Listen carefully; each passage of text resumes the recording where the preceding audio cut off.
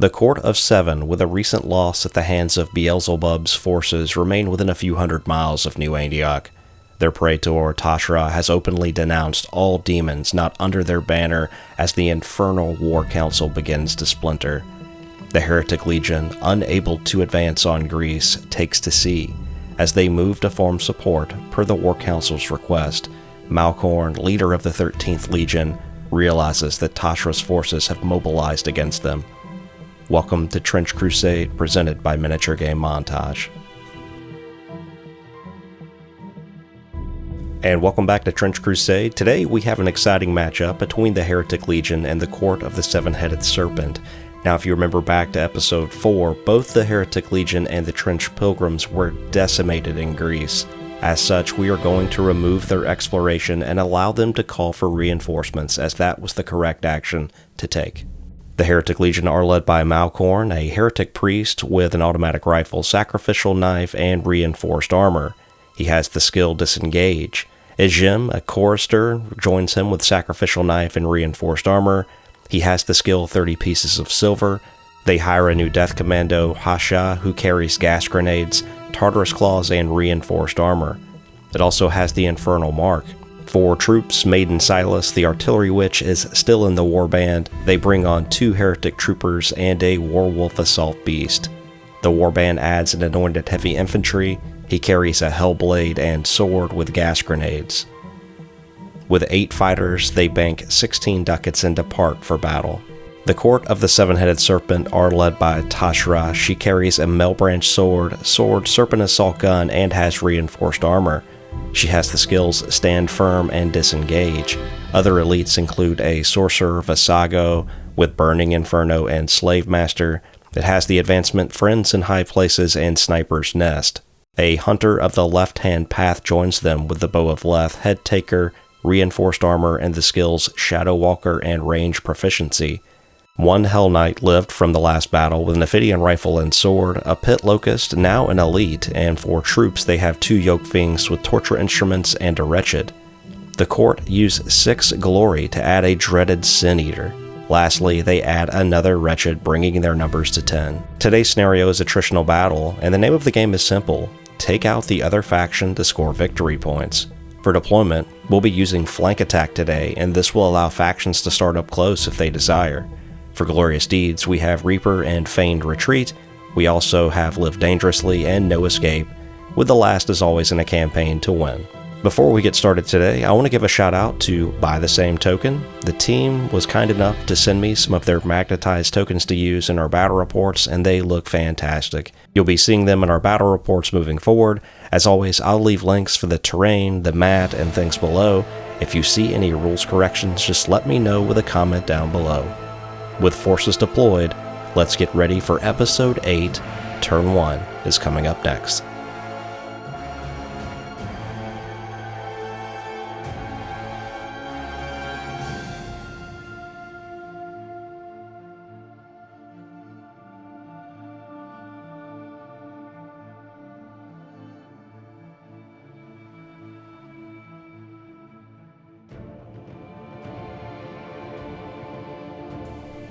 And the Heretic Legion will be up first. A Death Commando and the Hunter have infiltrated onto the board, and the Death Commando springs forward. He's going to lob a gas grenade at the Pit Locust.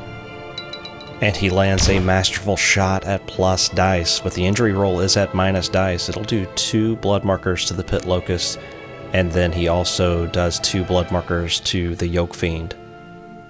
The Commando then takes a risky action to hide with his stealth generator, and that is good. The court looks to quickly strike with their Hunter of the Left-Hand Path. As he infiltrated onto the board, he moves into a firing position with his Bow of Leth and looses an arrow at plus dice. The shot is a hit, declaring plus 2 dice on the injury roll. It takes the trooper out of action, and we see our first casualty.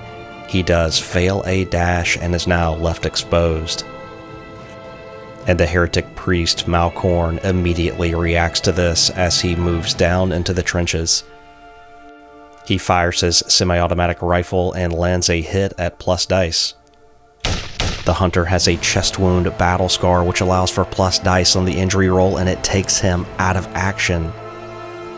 The previous wounds from the campaign proving to be too much, and the Hunter of the left-hand path is removed. The Court activates their Sin Eater next, who devours one of the Wretched at plus dice. With the Wretched now in his belly, he moves forward and attempts to dash. And right now we count this dash as a fail. We do go back and correct this, as he is within range of the musical instrument, allowing him to roll this at plus dice. Moving on, the Heretic Legion send their anointed heavy infantry with a move and a dash down the trench line. The Court activates a Hell Knight using a move and a dash to get inside of the bunker. He is then going to target the Artillery Witch with Zephidian Rifle, rolling at plus dice for range and cover with this weapon, but he misses. The Werewolf Assault Beast moves forward and easily passes a dash to get into cover. Over for the Court, a Yoke Fiend begins to torture the Wretched, hitting him with his torture instrument and giving him 2 blood markers. The Yoke Fiend then moves and will attempt to dash as he's looking to expose the Commando, but he fails. Up next, the Heretic Chorister is going to move forward and then dash down into the trench line. The Court activates another Yoke Fiend who begins to torture the Wretched again, rolling at plus dice and giving him 2 more blood markers. The Heretic Legion failing to use the blood markers already on him on the injury roll, a dash is failed, and the Yoke Fiend's activation is over. As mentioned earlier with the Sin Eater, we do re-roll his dash as he is within range of the musical instrument, should be rolling that at plus dice. That is successful, and we allow him to move forward. And this is because the Artillery Witch is looming with her Infernal Bomb as she sends it towards the Hell Knight inside the bunker. The shot hits directly, generating 3 d6 on the injury roll. The Hell Knight will take 2 blood markers. With the Witch's activation over, the Praetor Tashra will move forward and pass a dash to go even closer. She will then fire her Serpent assault gun at the anointed heavy infantry. She gets a critical hit, which will give plus dice to the injury roll. So far, a 10 on the board, getting that additional plus die. His armor will make that an 8, which will be down. He will suffer 2 blood markers. As she fires with the Serpent assault gun again, she lands another hit, and this time she expends 2 blood markers, but the result is the same. The Heretic Legion activate their trooper, who moves to the corner attempting a pot shot at Tashra, but at minus dice on his bolt-action rifle, the shot's a miss. He then fails to dash. The Court activate their sorcerer, who moves to the top of the trench line, and then will attempt to open the Lake of Fire to draw forth the bomb. At plus dice, the shot is going to miss, but 2 blood markers were used. The anointed heavy infantry will be caught in the blast. The result is just a blood marker. Visago then attempts to dash, which is good. And inside the belly of the Sin Eater, a Wretched attempts to attack at minus dice, but is not successful. The Pit Locust will attempt to dash towards the Commando. 2 blood markers are used to put him at minus dice. He fails. The Court also activate a Wretched, moving him in the trenches as turn 1 comes to a close. And turn 1 started with a bang as a Death Commando put some blood markers onto the Court with a gas grenade. A failed dash from the Hunter and a chest wound led to him going out of action to Malkorn's semi-automatic rifle. We did miss a few things in that opening turn, but both factions still well in this game as we look to turn 2. And as we move into turn 2, the Death Commando is going to activate first, launching a charge into the Yoke Fiend, and will swing with his Tartarus Claws at plus dice. He will easily land a hit, use the 2 blood markers on the Yoke Fiend for plus dice on the injury roll, and takes him out of action. The Commando attempts to throw a gas grenade, but misses. He'll then attempt a dash, which is a risky action that will fail, ending his activation.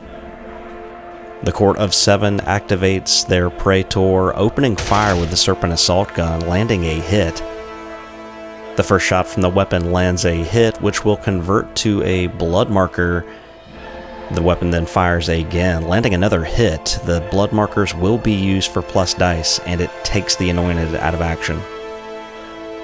And with the Anointed heavy infantry off the board, the Praetor will announce a blind charge into the Chorister, totally forgetting about Unholy Hymns. Anything within 8 inches should be at minus dice for any actions they take.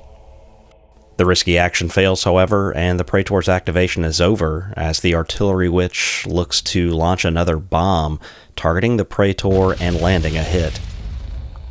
The 9 becomes a 7 with reinforced armor, and the Praetor has stand firm, treating the first down result as a minor injury. The bomb splashes the nearby Sorcerer as well, sending it down too. With the Witch's activation complete, a Pit Locust charges into the Death Commando, swinging at plus dice and landing a hit. His reinforced armor reduces this injury roll to a down result as the Pit Locust attacks again and misses. Up next, the Heretic Legion send a trooper alongside the ruins. He fires his bolt-action rifle, landing a hit, elevation, canceling out the range. He does a minor wound to the Sin Eater. The trooper will then pass a dash and move out of line of sight. From inside of one of the bunkers, a Hell Knight has an Ophidian rifle, again targeting the Artillery Witch, launching a shot at plus dice and missing. The Heretic Priest Malkorn activates next as he moves to elevation on the trench line.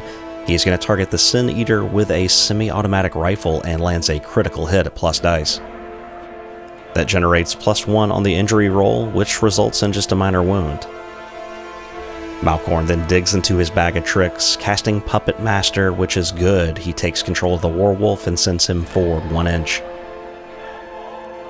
The Heretic Priest then passes a dash and moves into cover. The Wretched in the belly of the Sin Eater attempts to attack from inside at minus dice and fails to land a hit. The Warwolf Assault Beast will pass a dash to move onto the bridge and then lunge into an assault with the Praetor. His chainsaw mouth comes down on Tashra, landing a hit. The injury roll is at plus dice and is an out of action, which will strip Tough. Shredding Claws then attack, landing a hit, and this is at plus dice as well on the injury roll, blood marker being used, and it's not enough to get Tashra off the board. The turn swings back to the court. The Sin Eater activates, giving the Wretched inside his belly a blood marker. He then passes a dash just barely to move forward before launching into an assault with the Heretic Chorister regime. He swings his Tenderizer Axe, but using 2 blood markers to put him at minus dice, he misses. The Chorister turns to face him, launching an attack of her own with the Sacrificial Knife, landing a hit. The armor from the Sin Eater will offset the Sacrificial Knife, and it's just minor damage. Up next, a Yoke Fiend is forced to charge another commando, but checks up just short. The turn stays with the court as a Wretched shuffles around in the backfield. The Sorcerer is going to stand, moving just slightly, and then using Burning Inferno. The Sorcerer casts this Goetic power with 2 blood markers from the Wretched. A blood marker is also being used on the Sorcerer to make this minus dice to hit, but it's still good. 2d6 on the injury roll will take the Artillery Witch out of action. The Sorcerer then attempts to dash, but will fail. And this concludes a very powerful turn 2, as the Artillery Witch we just saw was removed by the Sorcerer. We also have a Warwolf Assault Beast that has charged into the Praetor and will have an opportunity to attack at the start of turn 3. Not all is good for the Heretic Legion though, as a Death Commando is in a precarious situation. Turn 3 coming up next. And leading things off will be the Warwolf Assault Beast, coming down with his chainsaw mouth, easily landing a hit and going plus dice on the injury roll. The 11 becomes a 9, and the Praetor is taken out of battle. Having not moved yet, the Beast then charges into combat with the Sorcerer and will launch attacks with his Shredding Claws. The claws hit, he gets +1 dice on the injury roll, and it will just be minor damage with the Trench Shield and standard armor. Our attention now turns to the other side of the table, where the Pit Locust launches attacks at plus dice into the Death Commando. The attacks at plus dice miss, however, allowing the Death Commando to shuffle around, engaging the Yoke Fiend. His Tataris Claws land a hit, and then rolling for injury on the Yoke Fiend, it is just going to be minor damage as he attacks again, not suffering the penalty for offhand. He misses. Action now moves to the center of the board, where the Sin Eater activates, giving the Wretched another blood marker, swinging his Tenderizer Axe but missing. Ajim, the Heretic Chorister, locked in combat with him, is going to attack and land a hit with her Sacrificial Knife, doing minor damage. A Yoke Fiend is going to attack the Commando at plus dice. He will land a hit and do 2 blood markers onto the Commando. The Heretic Priest, Malkorn, moves forward. He is going to attempt to use Puppet Master. That is a risky action that will fail, ending his activation. This leaves him open to a shot from an Ophidian Rifle, but it misses. The Hell Knight who took the shot moves to the bottom of the bunker and then passes a dash to start moving towards combat. Meanwhile, a Heretic Trooper peeks back out from behind the ruins. He's going to take a shot with his bolt-action rifle, but miss at minus dice. He does successfully pass a dash to move back out of line of sight. The Sorcerer activates, attacking the Werewolf, but is unable to land a hit. The Wretched in the belly of the Sin Eater at minus 3 dice somehow lands a hit and puts a blood marker on the Sin Eater. That is a blood marker that could be used by the Sorcerer as turn 3 comes to a close. And with a major swing in events, the Praetor Tashra was taken down by the Werewolf Assault Beast, as the beast then launched into combat with the Sorcerer. As we look to turn 4, most of the fighters on the board are locked in combat, and the Heretic Legion will have the option. They will go first. And the Death Commando will lead off. 2 blood markers making it even dice. He lands a hit on the Yoke Fiend and puts him down.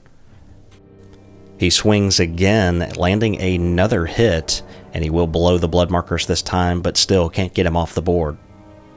The Sin Eater goes next, landing a hit with his Tenderizer Maul, getting a down result against the Chorister, as Malkorn, the Heretic Priest, takes a shot at the Hell Knight but misses. The Heretic Priest then rolls to get into combat with the Sin Eater and does have a Sacrificial Knife. He is going to land a hit, and on the injury roll, rolling up a 9, bypassing the armor here, just offsetting it, he strips tough from the Sin Eater. The Pit Locust activates next, turns to hit the Death Commando, landing a hit, using a blood marker, and taking him out of action.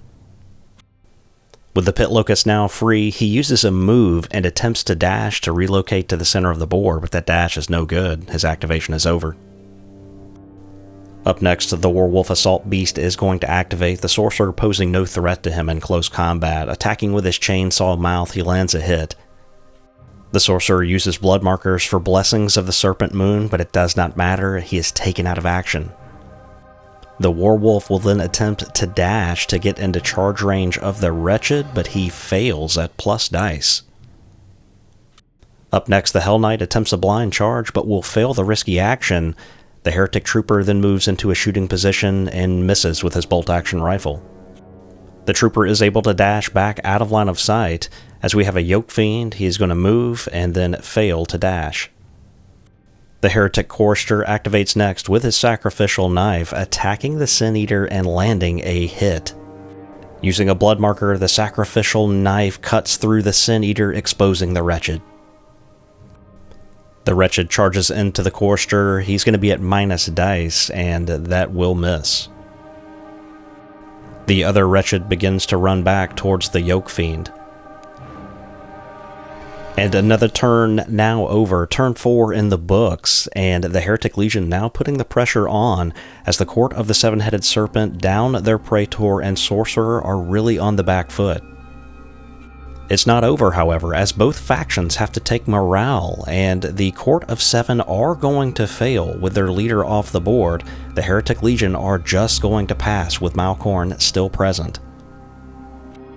Turn 5 kicks off with the Werewolf Assault Beast passing a dash. This is going to allow him to get into charge range of the Hell Knight, and he launches across a defended obstacle, landing a hit with his chainsaw mouth.